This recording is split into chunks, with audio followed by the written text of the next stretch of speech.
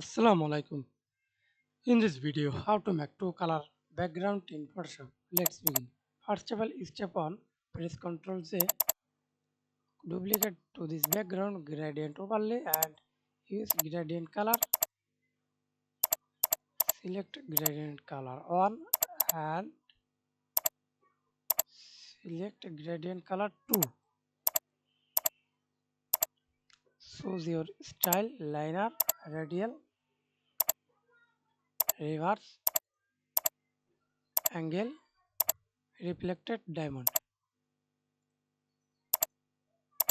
And step 2, click OK. And step 2, select color 1 and press Ctrl Z again and select color 2.